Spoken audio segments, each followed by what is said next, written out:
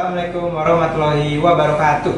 Perkenalkan, kami dari kelompok 6 ingin mempresentasikan bagaimana caranya menangani hal-hal yang berkaitan dengan K3, yaitu kesehatan keselamatan kerja.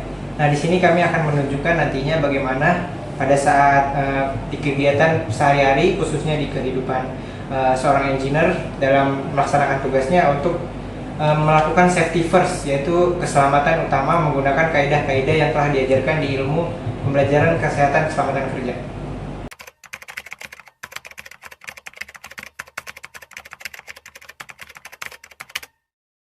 Sebelumnya, perkenalkan, saya Samuel Mahir Ngasalan Manik dengan NIM 1527424064. Saya Muhammad Faiz Tajas Andrika Neva dengan NIM 1527424027. Perkenalkan, nama saya Bila Sakti dengan NIM 15274240. Perkenalkan, nama saya Muhammad Latir dengan NIM 1527424072. Perkenalkan, nama saya Daya Kolbi dengan NIM 1527424067. Perkenalkan, nama saya Damar Songkol dengan NIM 1527424070. Aja sih bahaya dari penggunaan solder ini. Terus kalau misalnya kita menggunakan kaidah K3, gimana langkah-langkahnya dalam penggunaan solder yang benar? Gue nggak pas gitu. Bahaya dari solder itu ada 3 kategori. Yang pertama itu adalah bahaya uap. Yang mana kalau misalkan solder kena timah itu dia akan mengeluarkan uap gitu, dan saat terhirup dia akan berbahaya sekali. Yang kedua itu saat dia terkena ujung dari soldernya, itu akan menyebabkan luka bakar yang lumayan serius. Lalu yang ketiga itu luka setrum. Dia itu kalau misalkan kabelnya itu ada yang terkelupas, dan itu bakalan bahaya sekali.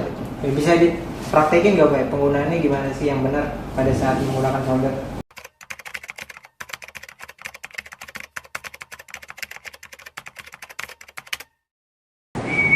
Masih dulu lah.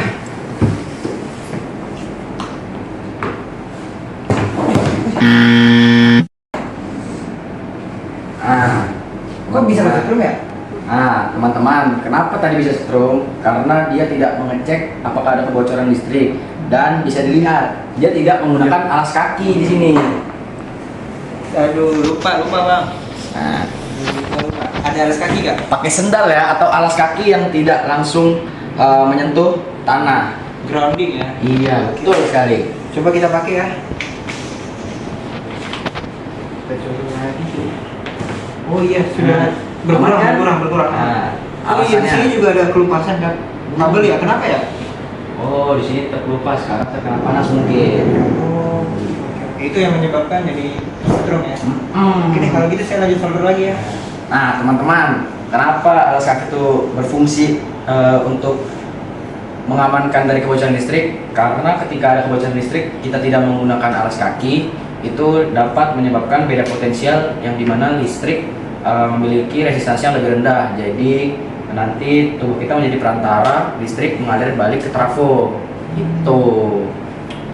Oke deh, kalau begitu saya lanjutnya lebih berhati-hati. Terima kasih atas saran. Siap.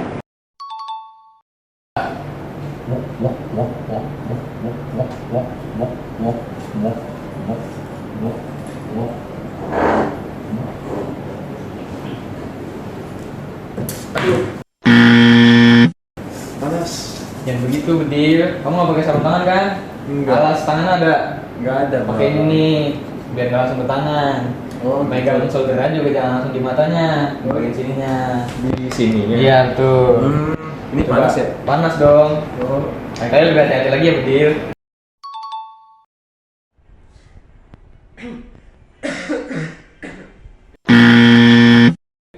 Berhenti. Jangan lanjut. Pakai pengaman. Gitu bang. Biar apa bang pakai ini? Nah, gunanya kalau menggunakan kacamata dan masker untuk melindungi mata dan meminimalisir terjadinya asap terhirup, guys. Jadi seperti itu ya. Seperti itu ya teman-teman, dari beberapa contoh bahaya dari penggunaan solder. Seperti yang pertama itu sebagai uap, kedua itu adalah panas, ketiga adalah bahaya dari listrik itu. Dari sini tuh juga terdapat ada 3 bahaya. Jadi kayak seperti sebelumnya, kayak seperti uap tuh bahayanya kimia, panas dan listrik tuh bahayanya itu adalah fisik. Dia terkena luka bakar dan untuk uapnya itu dia akan terkena luka seperti penyakit itu, seperti kanker paling bahayanya seperti itu teman-teman. Oke. Lalu untuk rekomendasi penggunaannya itu dan mencegah caranya terkena bahaya seperti sebelumnya itu adalah yang pertama itu yang disebutkan pada yang sebelumnya itu seperti penggunaan uap. Dia kan terkena uapannya ya. Nah, dia harus menggunakan masker dan kacamata agar tidak terkena percikan dan kena uap dari ininya. Lalu yang kedua itu dari panasnya. Seharusnya itu menggunakan sarung tangan, tetapi ada alternatifnya seperti sebuah kain. Lalu yang ketiga itu adalah pengecekan berkala dari sebuah kabel atau menggunakan sebuah grounding seperti saya ini. Mungkin seperti sekian dulu ya. Terima kasih.